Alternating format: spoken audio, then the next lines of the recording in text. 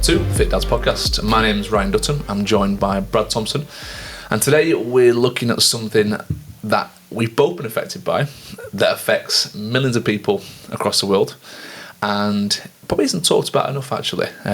We all have our own experience with it, and it's back pain. It's something that people naturally have inclinations towards. Some people never experience it in their life. People kind of dip into it where they have periods where it's really bad based on circumstances, things they do in the gym. But a lot of people are suffering with this. It's something we wanted to discuss, talk about our own experiences, how we've managed them, how we've found solutions, the people we've seen, and hopefully give you guys some advice and some tips. Now, what I will start by saying is a bit of a disclaimer, I guess. Our advice should not be taken over any medical advice. If you are really suffering with back pain, definitely go and consult a doctor, a GP, someone who is way more qualified than we are. Like I said, we are just going to give you our advice when it comes to our own experiences with this. I'm glad you got that disclaimer out there. Definitely. Before people start ringing us and going, Ryan, I tried it and it's messed me up even more. But that's obviously not our goal. Our goal is to kind of give you some advice, and we think, I know I've been given some really good advice when it comes to my back issues. I think you're the same. You've seen some good people, and we've both got very different types of back pain. So let's start with you, Brad. In fact, before we get into the back pain, let's go over the week. How's your week been? What was anything special? Lovely weather. So, Dad and Lad Day on Saturday, took Teddy to Lineker Reservoir. Lineker Reservoir? Where's that? Chesterfield. Oh, okay, I've heard of that. Really good. Cool. Really cool. Ted loved it. I didn't realise how steep the bankings were at a reservoir though. Right. So Teddy's like, can I go down there on my bike? I'm like, no, you cannot. But no, I don't know, he really loved it. And amazing. Yeah, but I think I put a video on my Instagram, and he woke up at 6 a.m. I put the video on at 2 p.m. and for 8 hours straight, he didn't stop talking. Whoa. It was just constant. Whoa. Which is quite sweet, to be honest. You know, he's got a lot to say, clearly. Absolutely. But, yeah. So what was he talking about? Everything. Okay. Fighting bad guys, you know. Going on his bike. Right. What he's going to do at nursery. I'm like, cool, man. Brilliant. Yeah. So he's a chatterbox, that's for sure. He is. He's a big chatterbox. But we obviously had you guys over for a roast a few weeks back, and it was lovely to meet him. But he can be a handful, can't he, sometimes? Yeah, but he's a lovely lad. He's got a heart of gold. He's just going from those kind of periods where he's wanting to be boisterous and wanting to test the boundaries, and he's, as you would promote, curious. He got you running, didn't he? He did. Everyone gets me running. Somehow I always end up running, like whether it's with Harlow, whether it's with Ted. Yeah, I'm the running guy at the moment, unfortunately. That's it. What about yourself? Had a good weekend in the sun? Yeah, it was good. It was obviously really great weather over here, and we had, Pete, who was on the podcast the other week, he mentioned he was going to go to the fighting games. He was competing there with a couple of his mates, and I spoke with my client Mark, who kind of semi-knows Pete, and we went down there and watched him at the Defiant Games, and honestly, mate, it was a phenomenal environment, set up. Do you know what? Wow, this is the first thing that Mark said when we walked in there. We'd been walking around maybe for like a minute or so, and he looked around and he went, I'm more scared of the girls in here than I am of the guys. Some of these girls, they were built like absolute units. And again, going back to what we were talking about on our 5 most loved things about the industry, is girls getting into weights and it being very socially acceptable. The girls, the CrossFit style girls at the moment are really jacked, super jacked. Like the shape they've got is phenomenal. Some of these girls have got amazing rigs and they've got performances to match it, because the guys and girls were just machines, some absolute savages there. I would not like to have been doing some of the workouts they were doing. They had 3 different workouts. One was an acid bath where you do 500 metre row, 500 metre ski erg, and a 1,000 metre bike. And in your team of 3, you basically will make your way you've got to each station, each of you, and then you get a time individually, and you get a time for the total group. Second one was a 200 metre run, clean and press, 200 metre run, clean and press, 200 metre run, clean and press, and each time you come back from the kind of run into the arena and you do your clean and press, the weight goes up. Oh wow! So it went from I think it was 40, 60, 70. I think that's how it went. So yeah, it was tough, really tough, brutal. Yeah, like I've just been sticking my mouth listening to that. We all done your CrossFit now, mate, so you don't get used to this. Yeah, all I've done this morning is just complain about how tired I am. Like my legs are screwed, man. I'm so tired. Yeah, it's just the volume. It's so much more than what you used to, I would imagine. But when I adapt, it'll be, I think it'll be pretty epic. But right now, it's a bit of a baptism of fire. Waddling round. Yeah. But we'll get over it. We'll be all right. Amazing, but it did inspire me, and I actually, I probably should mention this on last week's episode, but we actually got a PB in my 10k. Nice. I broke the sub 50-minute mark, which was not of my own doing. I mean, I obviously ran it, but I had a guy pacing me, so I did it with one of my friends who's an ultramarathon runner, and he ran around Rother Valley in Sheffield. It's one of the only flat areas in the whole city, so we chose there specifically for this, and he was great. He I mean, with the 10k, he's got a 55k coming up. He's got a 70 miler later in the year, which is over 100k. Wow. So 10k for him was a breeze in the park. But it's amazing how much better it is when you're chasing someone, and he said, right, I'm going to pick the pace up, and you just gotta, you're like keep up. Yeah, like a greyhound chasing a little rabbit. You just kind of, I'm not going to let it get away from me, and that was very motivating, but really, really good to kind of know I've got that in the tank, especially with this impending high rocks getting closer and closer. Nice. So that was a really nice box to tick for sure. Good man. In terms of back pain, knee, that'll fine. Yeah, well, I guess it's something we'll touch on obviously in today's episode. Knees and back are twinging, but not limiting, I would say. Good. Probably knees more so than back at the moment, but both things were a little bit stiff in the morning after my big long 10k runs. But manageable, I would say. Manageable at the moment, for sure. It's probably quite a good place to start into if we turn the tables on you a little bit and say, what's your experience with back pain? Maybe what causes your problems? What does it set you back at all? I think it's probably better to start from the very beginning, really. I mean, I've always had like little twinges, I call them, just little things where you're picking up a certain weight, twisting in a funny way, and you feel like a little ping, and you go, oh, that's a bit funny. And I've had that for a good number of years now. Nothing that's ever really stopped me or limited me. I think a big turning point, if I'm being honest with you, was having a kid. When you're picking them up off the floor, it's different movements, it's holding them in your arms, it's actually holding a weight around your waist or on your upper body for prolonged periods of time. I think that didn't do me any favours alongside his little twinges. And then it was probably causing me, I would imagine, more damage than I was actually thinking it was. That probably led, I think, to my back going the first time. And my back, I never had a back. People had said my back's gone, and they use this phrase, my back's gone. And I never really knew what that meant. Like, is it just, you just can't stand up or what? And I'd seen it happen to people, and it was like a very slumped over, you literally can't stand up straight. It's like the muscles in your back have just relaxed, and you go into this very rounded hunch position. And it happened probably at the worst time imaginable. We'd been on a holiday somewhere, and I can't remember where we were now. No, I can't remember, but it was abroad. We'd flown there, and as we were about to come back in the hotel, before we were about to leave, we were getting the bags together. Amy was kind of sorting stuff out at reception, and I just stood up off the sofa, and I just couldn't stand up straight. I was like, oh shit, what's happened here? And I tried to stand up, and I was like, oh my god, I think my back's actually gone, that feeling. And I kind of knew what people meant then. And then it was obviously, as you can imagine, the most horrendous flight home, just not being able to get comfy, thinking just get me back in bed. Strangely though, I did kind of give it enough rest, took a few weeks off the gym, off the major movements. And then from there, I actually went on later that year to kind of get some PBs. I got up to well over 200 kilos on my deadlift, which was amazing, something I hadn't done for many, many years.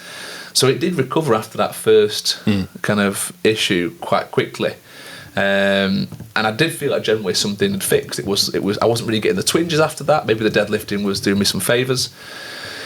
But then about a year later, it all kind of came crashing down, because I'd obviously been deadlifting quite a lot, and I was pushing some relatively decent numbers.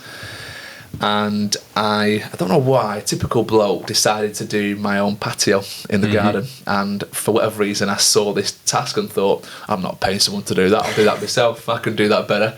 And I fancied it. And full disclosure, I do actually love like a bit of a DIY project. I do really like getting on the tools and learning new stuff as well. I absolutely love that. But the issue was, my back after pretty much a full week. I was getting about 5 a.m. in the morning, not finishing this patio with my mates till about 11 p.m. at night. It was really, really intense, very unusual movements. You're not just picking a weight up like you would do on a gym floor with a kettlebell or deadlift. You're now twisting and turning, putting your back in very compromised positions. And I actually felt my back throughout the 7 days, it held up pretty well. I was waking up, it was a little bit stiff, but nothing limiting. After the 7 days, wasn't in a good spot, very fatigued. And then I decided to take a week off. I thought I really need to give my back that time before I go and do any deadlifts. So I took a week off, thought I'd managed it pretty well, went back into training using moderate weights. But when I was doing the deadlift, I knew straight away it just didn't feel the same. Something about that deadlift was just off. I felt more tension around my lower back than I usually do. And I went in one day and I was just doing my usual warm-up. I build up I whack 100 on, I go 140, I go 160, I go 180, and I just started in 20 kilos up to where I need to be. Got to about 160 and I did 3 reps of a set of 5 reps.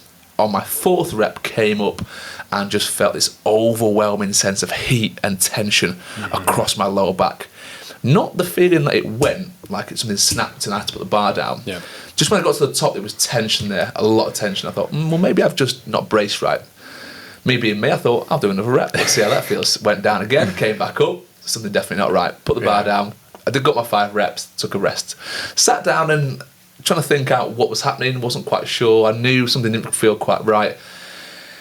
And stupidly thought, right, I'll just do another set, but I'll brace harder. I went up for my first rep and knew straight away, shit, something's really wrong here. So I put the bar down and I spent the rest of the session basically walking round with this gone back. Didn't even go home. I actually just finished my session off, did some pull-ups, did some things that were like, not going to aggravate the lower back, but meant I could still do pulling movements. Yep. And then it wasn't until the day after I realised I've caused myself some issues here. I probably have to take a bit more time off from the gym. And I did that for a few days, but the issue is with our jobs and what we do, we're very active. I'm loading barbells, I'm taking weights off. So when I was downstairs and my back really should have been laid down, fully resting, I was picking 20 kilo weights up and loading bars for other clients. And that's when the real issues started. It went from being quite a big injury, I would say, to now a completely debilitating injury where I remember waking up one morning, I literally couldn't get out of bed. The pain was so sharp, I couldn't twist, I couldn't cough, I couldn't laugh. I really thought I thought I'd caused myself some real spinal issues. It was that horrendously bad.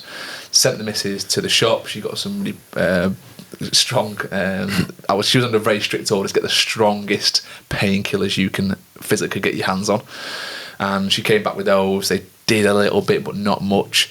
Ended up booking in with Tom, the sports massage guy at our gym, and he was fantastic. But the issue was my back was now so fatigued that it was only running on a few muscles. There's only a few muscles holding it up. So I went on the table, he ironed my back out. Those muscles that were now tense because they were holding my back together now didn't work. And I remember getting off that bed and I genuinely couldn't walk. I actually got in the car, I had to get help to the car, and I cried all the way home. I was sobbing tears. I was in so much pain. And I kind of, when I talk about it now, I was like, yeah, my back went. It was quite bad. I was in bed for 3 days. But now I'm like mentally revisiting this. I realised actually it was horrendous. It was completely like one of the worst pains I've had in my adult life. It was so bad. I couldn't get comfy in bed at night. I was twisting and turning. Any small movement, it was just a shooting pain right on my back to the base of my neck. And I think I had to take about a week off work. I spent 3 days in bed. Missy just bringing me stuff up and down, couldn't move at all. I was completely debilitated. It was one of the most horrendous things ever. And the recovery process from there was like, right, we're starting from the ground up essentially. And I've built now, that was in probably October last year. We're now in May. So it's been a good 7-8 months since the injury. And it's taken a long time. It's probably the best place it's been for a while, but I do, on my runs or anything else, find that my back's sore. It does get a lot of tension. I'm still not really deadlifting or back squatting because of this injury, and I'm still in the process of recovering from it, I guess. I'm still trying to build my core. I've seen some fantastic people. I've had some great advice, and I'm going to give you guys and relay that advice to you guys about what I've come to the conclusion of why it's sore and how to get around that. But that's just a bit of a background story to why my back's sore and how I got in this kind of terrible position here. All self-inflicted, by the way.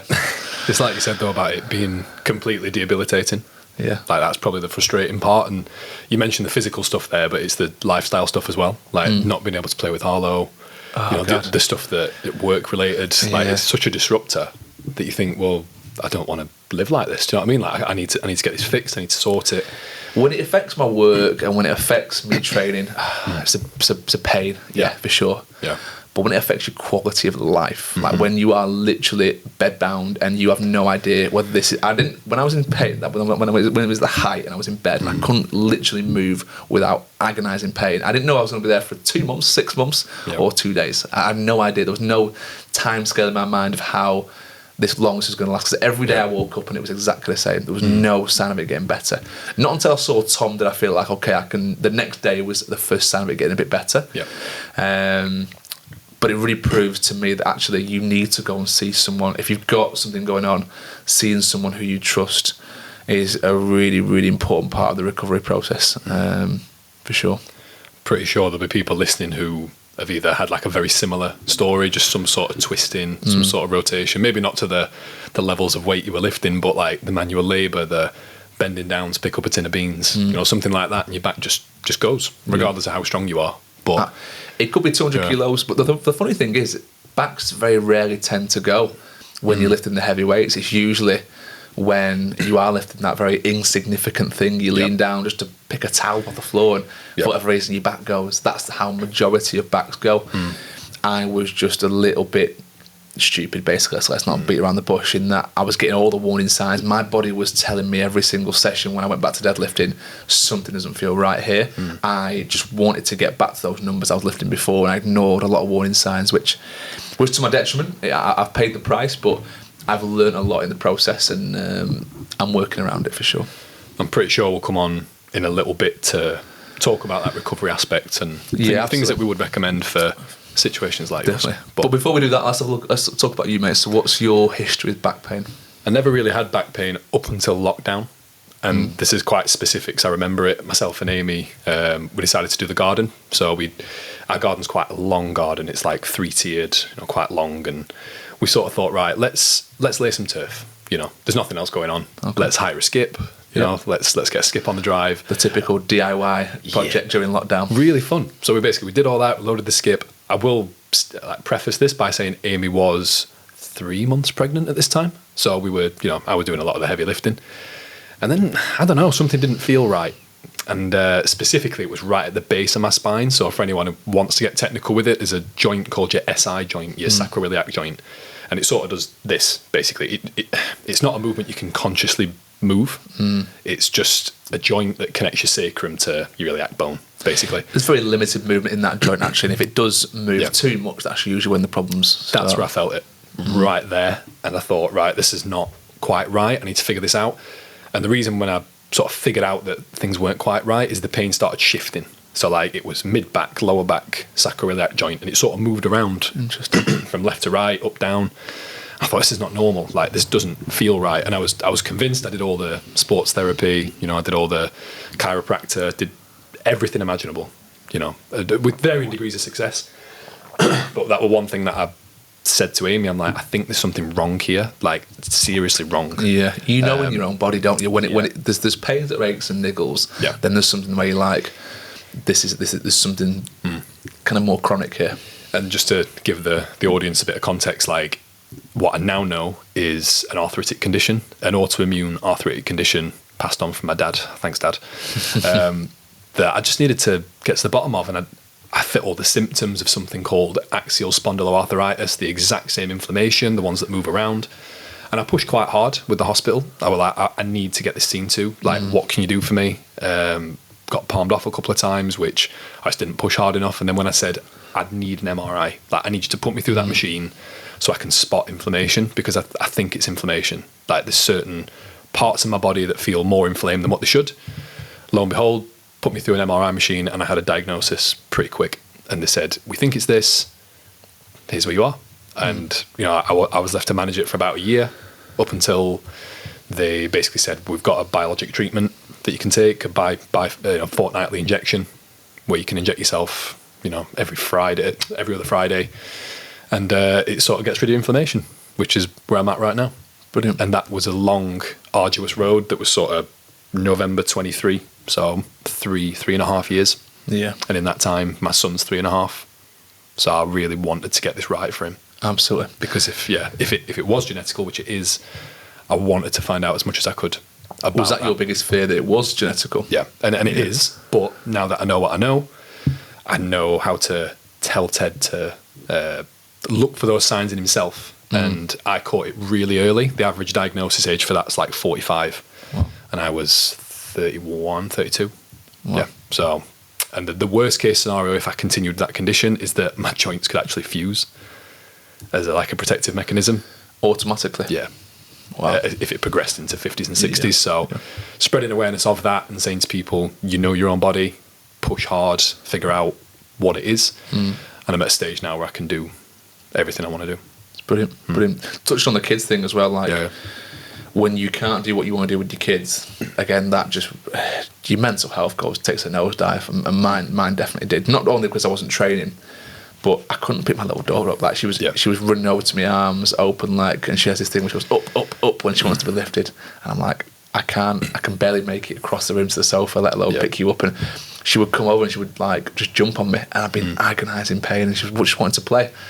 And I was like, it was such a, in that moment, I actually, if I'm being so honest, felt like a bit of a fraud. Like I'm here supposed to be preaching health and fitness, teaching people how to deadlift correctly, doing all the right things with other people, then I'm not doing those things myself. And yes, it was maybe a little bit of naivety pushing, and I could have stopped, but also I like to train hard, and a lot of people do. And sometimes when you are pushing the boundaries of your strength, you're going to hit roadblocks sometimes, and those roadblocks are going to really set you back. So it was a difficult moment all round. And I'm sure you felt the same, like you're preaching health and fitness, and you've got this back issue that's going on, and that's why you wanted, I would imagine, to get to the bottom of it. Oh, the days where I struggled to walk, there was probably a time like 3:30 every morning I was awake with pain. Wow. And there was a time where you dose up on ibuprofen to help you sleep, and that goes on for a few weeks, and you think, I can't live like this. Like, I need to get this sorted and fixed. And just like anything, any other injuries that I've had, I thought, I'll figure it out. I'll do this recovery method, and nothing. To the point where I immersed myself into like cold therapy, breathing, meditation, that sort of stuff, which did help, but I sort of knew that there was something not quite right. Yeah. Coming back to what you were saying, sorry, completely off topic here. Actually, I just had another thought. I did actually a little bit of research into back pain, and one thing I really wanted to look at was like case studies. So I looked at I listened to a few podcasts by people who've had patients on, like maybe more like physiotherapists and doctors who've got their own patients on to talk about this kind of stuff. And there was a few common themes throughout every single diagnosis and everyone who'd been helped along the way. The first one was your GP was shit. They really palmed you off. They made you feel like it wasn't valid. They made you feel like it was in your head. They made you feel like it's not significant enough for me to value any of my time here. And most people walk away with a packet full of ibuprofen and that's it. Yeah. That's a real problem. Real problem, because people are suffering badly. Of all the issues with my physique that I've ever had in my body, the back pain was without a shadow of a doubt the most debilitating, the most severe, and the one that affected my quality of life the most. Yep. Now you're gonna have moments where it kind of undulates, it peaks and troughs, and what most GPs do is they get you into the room, they make you bend down towards your toes. If you can touch your toes and you can stand up tall, great, you can move your mobile out the door, see you later. You're not a concern to me. They want you crawling on your hands and knees, basically. That's the only way they're ever going to get that diagnosis of, okay, maybe we need to sort this out. And a lot of people need to push harder with their GPs, and which is very hard because it's not in a lot of people's nature. No. People aren't confrontational. You sat in front of someone who's a doctor, and if that doctor and that professional, someone you are trusting in that moment, says you're okay, you kind of start questioning your own sanity a little bit, and you go, oh, maybe I'm okay. Maybe I haven't got pain. And you start questioning all those times. But then it's not until you get home and go, no, this is severe. Like, I'm not making this up. Like, this is not in my head. This is really bad, and it's really affecting my quality of life. Yep, I'll be the first one to admit that GPs have quite a tough time, You know, they have a limited time with you. So the more preparation you can do, and you can do the research, don't be a Google doctor by any stretch, but if you can try and figure it out and look at, this is what I think it could be, or these sort of things fit my symptoms, it's a hard thing to do because you have to be really critical with yourself. Or one thing that I benefited from was having lots of different opinions. I've got lots of friends who are sports therapists and physios, and I just pick their brains, just ask them, like, what do you think it is? And there was one guy who were like, listen, if the pain's moving, I've got a funny feeling that this is autoimmune. Like, I think you should explore that. And that's what really caused me to, you know, I was cautious of the GP's time. I was aware that it wasn't a counselling session. And the bit that probably pushed me over the edge was I sat down and I said, listen, this is what I think it might be. And I just got really upset. I remember thinking, I've been like this for 2 years. Like, I can't, similar to what you said, like you sit in your car and you think, and for this point with me, I was sat in front of a GP saying, I need to get this fixed. I need a diagnosis so I know what direction to go in. Yeah. But it's so horrible that it has to get to that point where you sat in front of the GP in tears, breaking down emotionally. Yeah. Until they go, right, okay, maybe this is something we need to explore. Like, it shouldn't get to that point. There should be better screenings. There should be better initial tests.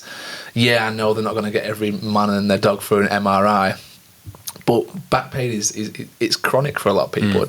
It can't be swept under the carpet. So, yeah, but anyway, I think everyone, unfortunately, has a journey they go on once they find the back pain gets quite unmanageable and you start seeing, you know, various people. I think the first protocol is usually like physios, chiropractors, sports massage people. You normally go off recommendations from friends and that nature, some of which may be good, some of which may not work for you. But I do think recommendations are good. They're probably the best spot to go through. But you need to be quite open-minded as well when you go in there as to kind of what it might be and actually really follow the advice. Yeah. I think something I wanted to signpost people to today was a guy called Dr. Stuart McGill, if you've come across him before. Rings a bell. You might have mentioned him before to me. He's got a fantastic moustache, Canadian guy. Okay. He's amazing. You'll know if you see him because his moustache is very, very graceful. And he's got something called the McGill Big Three, which I use as like a diagnosis thing where you can self-learn about it. And he's got 3 movements, which is the McGill curl up, which is not quite a sit up. It's basically like a way of, this is terrible for an audio medium, a way where you can just try and lead with your chest and try and bring your chest towards your hips when you lay down flat. So you're laying on your back. Yep. And you're just trying to curl up, basically. Yeah, basically trying to activate the front of the core muscles and just pay attention to, is there any back pain there? Right. He talks very sciencey about reciprocal inhibition, which is if you can tense up your core, your back has to relax. So you can sort of diagnose that a little bit, like, is that when your back hurts, or does it actually relieve it a little bit? Yeah. The other one's like a side plank, which I will come on to a little bit more when it comes to like solutions. And the other one's something called a bird dog. And he basically said, if any of these are triggering, don't do them. But you can go into like a GP or a physio and say, I've done these 3 movements. And anyone who's anyone in the physio or the sports therapist world will know Stuart McGill, and they'll know the big 3. Yeah, great. That's a fantastic way of just knowing where your limitations lie and where the pain's coming from and what exercises trigger it. Those 3 are very different types of exercises, and they're all going to challenge your back in a slightly different way. Yep. And if you go to a physio and say, you know, just look those 3 up. It's the almost like a crunch, I would say. Yep. There's the bird dog and there's the side plank. Yeah. If you do those 3, Google them if you're not sure what they are, and then go to a physio and say, this is the one that really gets my back. They'll probably give you a good idea of what's going on. For anyone who's really nerdy, Dr. Stuart McGill's got a book called The Back Mechanic, and it's amazing. It's really, really good. Okay. Where he talks a lot about back anatomy. And is he a back specialist? Is that where his specialism is? I think his website's called The Back Fit Pro, like fitness professional. Right. So, yeah, he's amazing.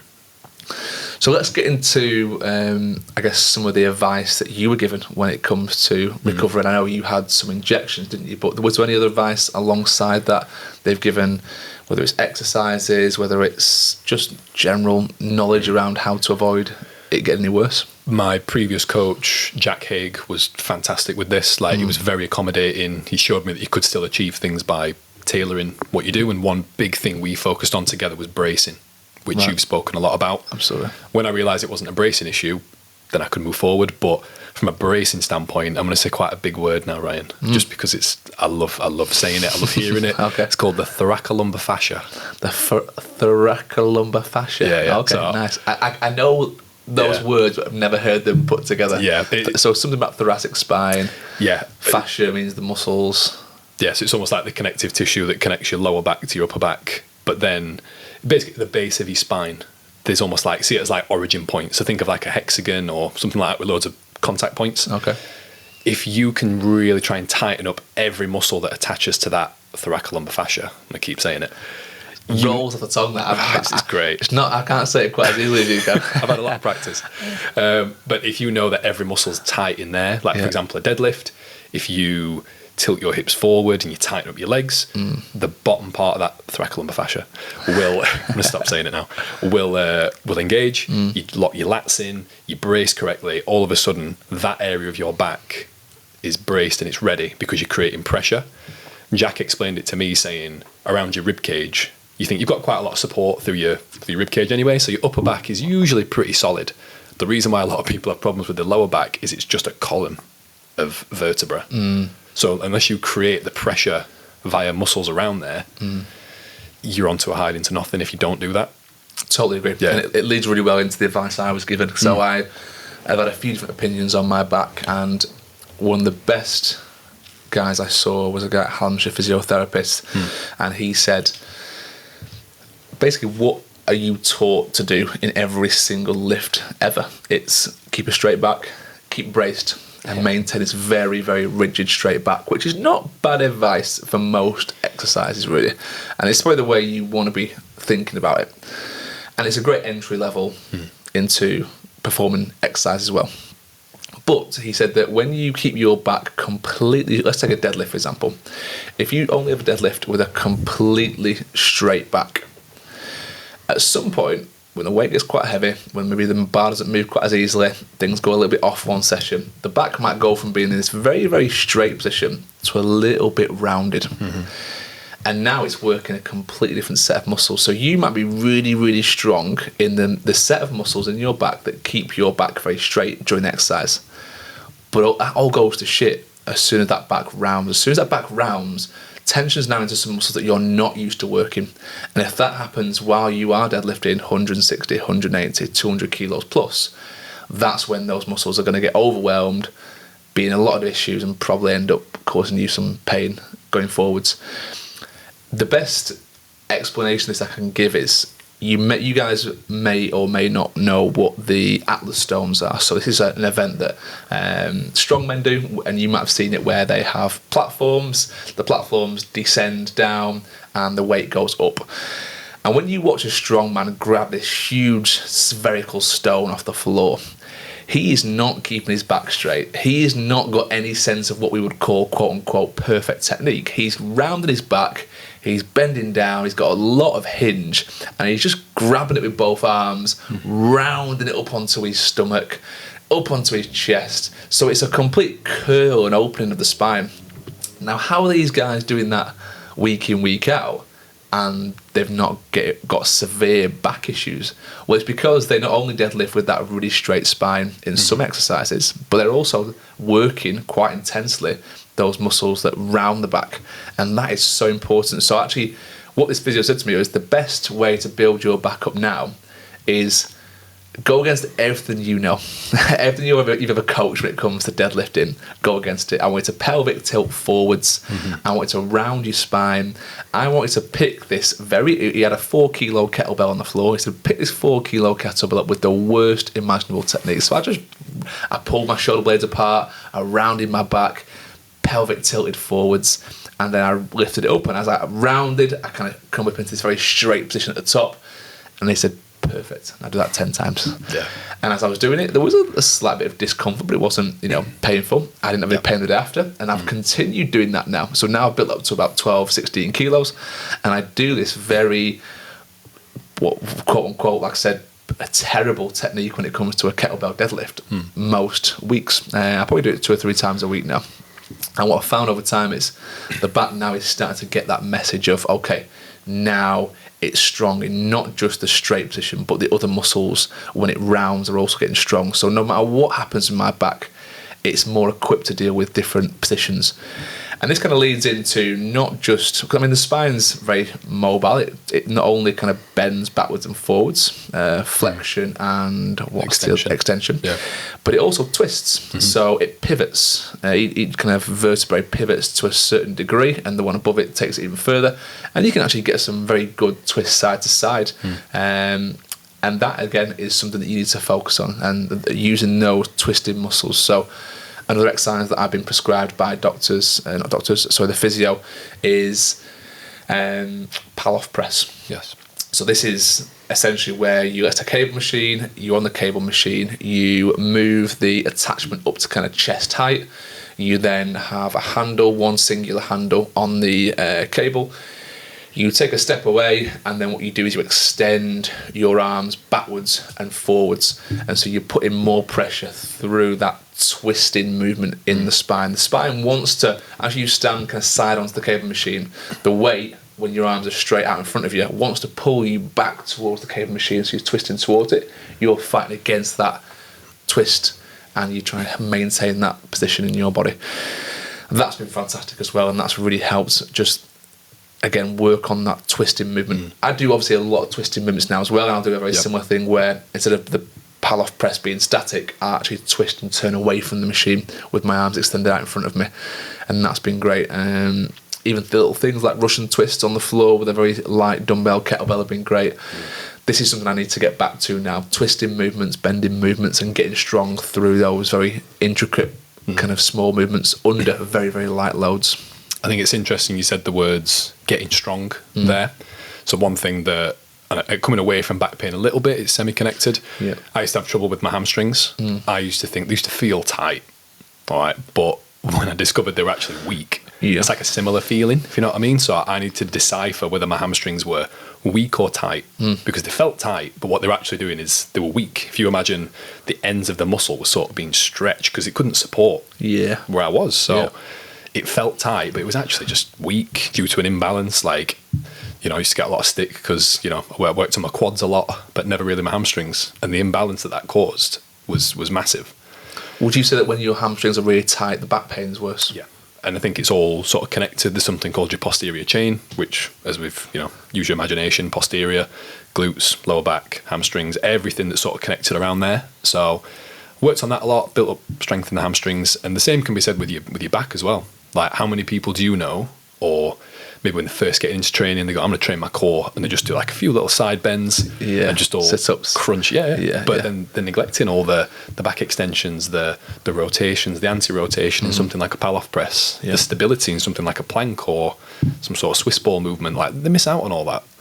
But essential movements that aren't really, you wouldn't really think about doing unless you were, I guess, with a coach and someone who knew what they were talking about and knew how to actually build not just a good-looking core, because everyone wants an aesthetically pleasing core, but is that core strong? And I think I'd fallen very much into that trap of having a visually good-looking core, doing a lot of sit-ups, leg raises, some fancy ab exercises, but just ab exercises, maybe neglecting obliques, maybe neglecting lower back.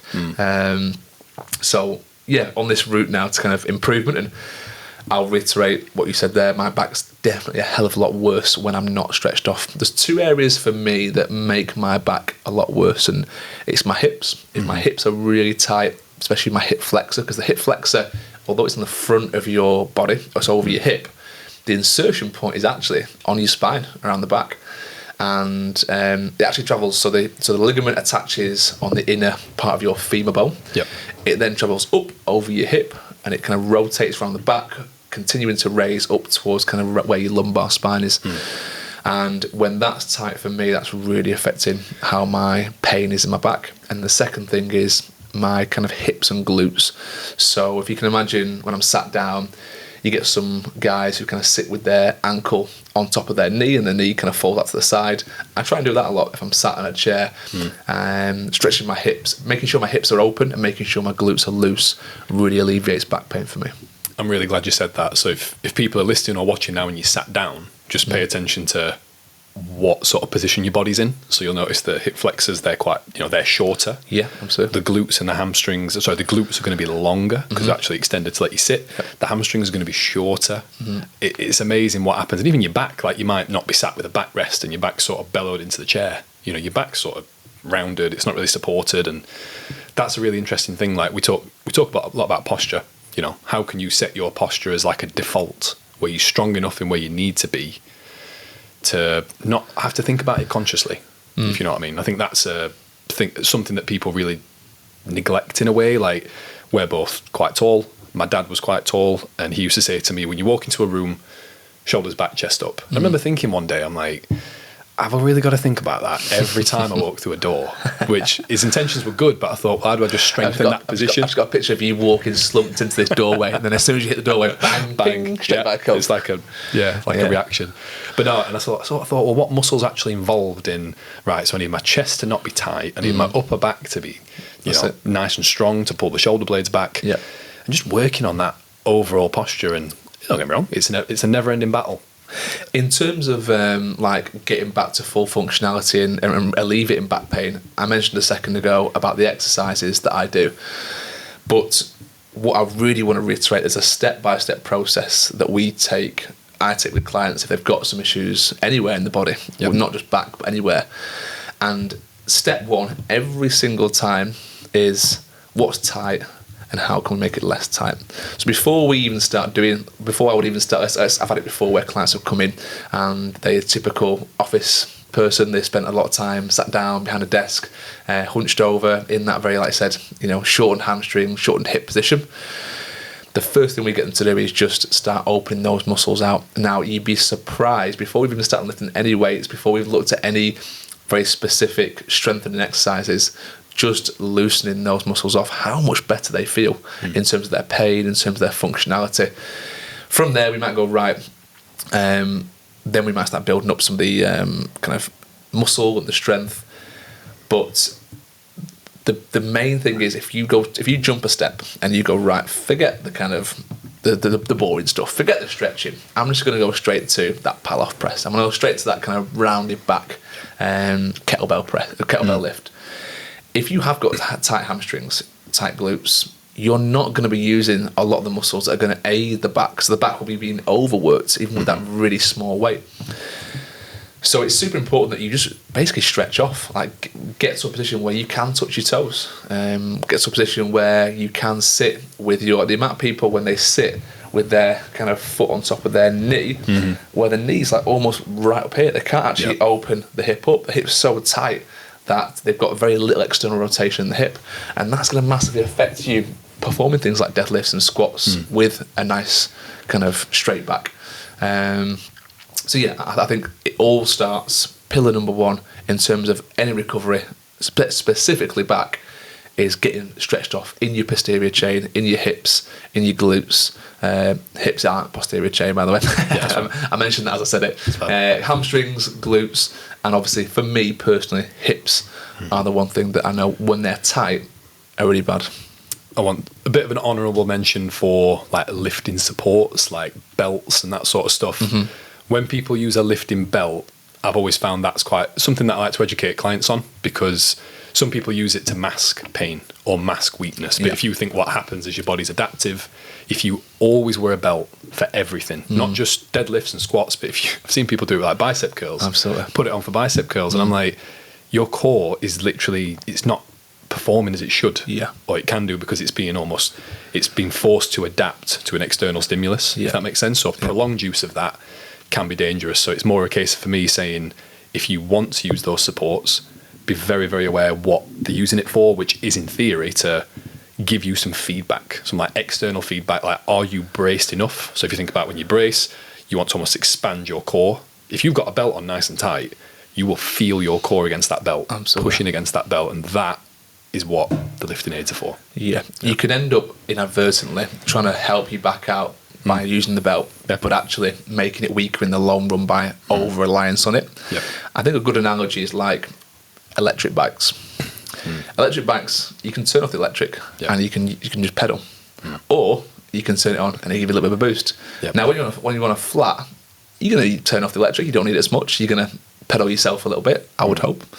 And then once you go up a hill, it gets a little bit harder, it gets a little more difficult. The legs might gas out before you get to the top of that hill. So what you do is, to save your legs gassing out and to make sure that you ensure you carry on going up that hill, you turn a bit of electric power on, which makes it a little bit easier. So you've got a little bit of you doing it, a little bit of the electric doing it, and that's how you get to your destination where you want to be with a little bit of aid.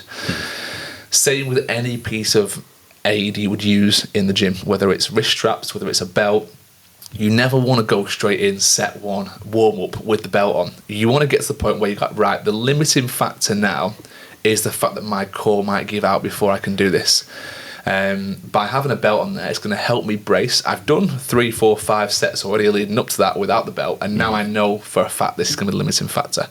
Same with wrist straps. If you're doing a bent over row or a deadlift, do as many as you can, build your grip up before you go, right, now I definitely need the wrist straps on, because that's going to be the limiting factor. That's the way you should always approach aids, I think. I'm really glad that you mentioned that, and this is going to be quite an obscure example now, but I came across something the other day, which, have you seen these tribes in Africa where they have like the longest necks in the world? That's right, yeah. Have you seen this? They put like hoops on, don't they? Yeah. Individual so for hoops. anyone watching, I've not done this. This is just how my neck is. But when it comes to like the villages in Africa who do it, they like build up like little rings around the neck, they build it up, and eventually they get these like really long necks. They actually stretch them out. When they take them off, or if they take them off, the neck muscles have basically atrophied, where like they've not supported, so it's so hard for them to like support the neck. And, so that metal frames actually support. Yeah, so that's like an example of how your body can adapt. Because if you think, well, why would your neck muscles have to work to support? Yeah, and as we know, use it or lose it. You know, if you don't use the strength, you will lose the strength. Yeah, great way of putting it. Yeah. But I also want to know, how did that become a thing in certain tribes? At what point did that tribe go, the cool thing, the one thing that's going to establish us superiority over any other tribe is we're going to have really long necks? Maybe they just love giraffes. maybe that's what it was. Could be something. Maybe in the history there. Could be Africa. Maybe you never know. You never knows? know. I've never told you this, but I dressed up as a giraffe for my stag do. Did you? Was that the lad stitching you up because you got a long neck? Yep, yeah, it was. Class. 100%. That was typical fun. lad banter, isn't it? Yeah. Long neck? Yeah, giraffe. Fun. Definitely a giraffe. Obviously a giraffe. On his stag do, 100%. Clearly. So, yeah, I think that's giving you guys, obviously we've gone over our own personal issues when it comes to our back pains, both very different. One, genetic, and something that you've done really well, like I said, to nip in the bud and find so early on, and hopefully will serve you well going forwards. And then me just being a plonker, basically. That's the but I would say you're probably going to get more people being plonkers, unfortunately. Guys, probably more so than girls. I don't want to say it was an ego lift, because I wasn't lifting a heavy weight. I wasn't. I was just ignoring some very simple signs in my body. Like, I wasn't trying to lift a weight that was too heavy for me. Yep. I was just ignoring the pain from my back, and I think that's a really common thing as well, where you know that it's not right, but you're maybe being maybe a little bit egotistical and just going, no, I'm a 200 kilo man. I should be able to kind of get back to 200 kilos. Yeah. When really 160 was the cut-off point for me that day. Which I always try and teach my clients the difference between pain and discomfort. So the sooner you develop that intuition of, is this painful? Like, is this actually painful and it's causing you some jip? Like, then you should probably stop, because then the pain's there for a reason. If it's uncomfortable, and we know that feeling, don't we? Like, getting to your last few reps or a leg raise or something like that, it's burning. It's just burning. It's just uncomfortable. Yeah, that's all it is. It's just uncomfortable. Knowing the difference between those two is incredibly important. Yeah, and just from my own experience, whatever it is, whether it's deadlifts, whether it's sit-ups, whether it's leg raises, if there's anything you do at the gym right now that gives you back pain, please don't do it. There's so many other variations. There's so many ways around it. So many guys, I think, do deadlifts because they're like, everyone's doing it. Yep. Certain exercises, for whatever reason, just don't agree with people. And sometimes they're great one day and they're not the great the next day. For whatever reason, things change. There's normally a reason why. Maybe it's some tightness that you've developed over time, and you can work with people to correct that and get back there. But don't push through for whatever you do. I'm honestly pleading with you, because I don't want anyone to have to go through what I went through in those kind of few days after my back initially went. It was horrendous. Like, it's just something that I never want to go back to, and it's really scared me, actually. I've never been scared by an exercise, but I would say going to deadlifts now does put that fear of God in me a little bit. I'm like, I actually did them in a conditioning workout last week, and I only had 60 kilo on the bar, and I thought I'll test the like boundaries a little bit, see what's what. And even that, I got a little bit of a twinge. It kind of subsided a little bit as I did it more, but something that scares me now, definitely. I think a few quick wins for people potentially, like you've said it there. If it hurts you, don't do it. But something that I always try and encourage people to do is maybe split the stance a little bit. So if you know that your back's feeling a little bit tight that day, and you usually do a shoulder press standing, for example, with both feet flat on the floor, just split your stance a little bit. One foot in front of the other. There's little tricks and tips like that can help you build up that like split stance tolerance and that sort of stuff. And even single arm, single leg work. Like if you're someone who's squat, bench, deadlift, that's all you do, look at how you're moving. You straight up, straight down, forward, back. Look at how your training plan looks and think, what movements am I missing here? And if you're not sure, like, again, speak to a coach, message myself and Ryan, and try and point you in the right direction. There's so many little things that we just get set on. We've spoken about it before, like when you do your own programming, which a lot of people do at the gym, they like their own set of exercises. You hammer those over and over again. Certain muscles get really strong. On the flip side, certain muscles get really weak, and that's a real tipping point. And you've got to be so careful about avoiding doing certain movements. And it's normally things that you might look at in the gym and go, I'm not doing that. It's a bit of a mamby-pamby exercise, especially as a bloke. You don't really entertain the idea of doing a bird dog. You're like, well, why the hell would I do that? They do all that sort of Pilates stuff. But actually, it could be the difference between your back being great for the rest of the time when it comes to deadlifts and actually being a real issue. And if we think about why we train people and how we train people, we want that longevity. We don't want to smash someone to do a 200 kilo deadlift, like you said, if maybe it's going to cause them damage in the future. Can we give them the skills that they need to adapt in lifetime? Definitely, for sure. Anything else you wanted to add to the back pain episode? I don't think so. I think the only other thing that I found helpful is like a bit of a primer, maybe before something like a deadlift, is something like cat cows. Give your body, it's basically you're on all fours and you try and imagine that you lift your spine up and really curl it over, similar to what you said. Or the other one, which is the cow side of it. So the cat is going up, imagine like a frightened cat, and then a cow is the other one, which looks a little bit provocative. But yeah, really good exercise. Amazing exercise. Brilliant. And it gives you kind of, like I said, extension and flexion. I really like that. Sometimes the one that I really like is your typical yoga pose where, I'm not just saying I'm sure the name of it, but you lay on your front, you're flat to the floor, your hands are outside your chest, and you just push your chest away, trying to keep your kind of hips pressed into the floor. You're basically driving spinal flexion. That for me has been great, and just in terms of keeping it loose, because we do bend forward. Like a lot of people day to day, they bend forwards a lot. How many people actually bend backwards? Like in day to day life, when we're picking the washing up or picking the kids up, bending down to do things in front of us, so many of the movements are just us from kind of straight position to a bend forward position. If you can actually start opening the muscles the other way and getting the muscles working that give you spinal flexion, again, just you're going to create a much more solid foundation for that spine to be really strong. Us as PTs, I think we're sort of trained to look for shapes in terms of what shapes do they have to throw in everyday life. It's quite a big strength and conditioning thing. Like Joe, who we've had in, Joe Dixon, I guarantee a lot of his training will replicate the movements he gets into for football. And vice versa. Like I train Gav Walker, Paralympic wheelchair rugby player. A lot of our training will replicate how he moves. Absolutely.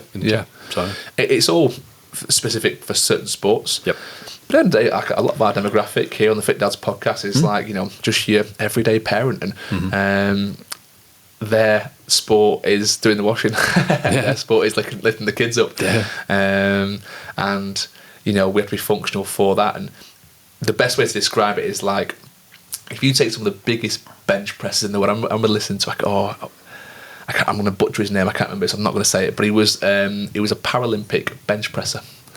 And he was doing like a 200 odd kilo bench press he had no legs basically, so he had no leg drives, and it was like, how do you say so central? And he was like, well, I work on my core's unbelievably strong, but also I work my back a lot.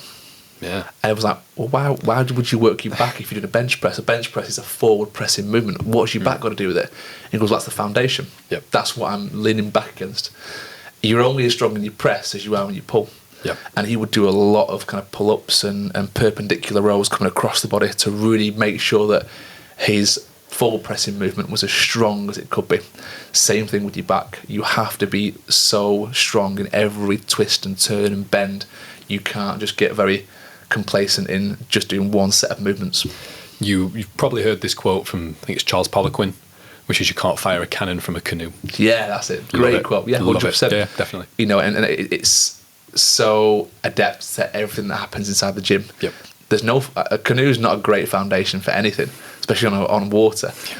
And, you know, you might as well be squatting on a mattress if you aren't, you know, strong in your core, because you're going to be so loosey-goosey. Yeah. So, yeah, definitely be multifaceted in your training and look at different ways.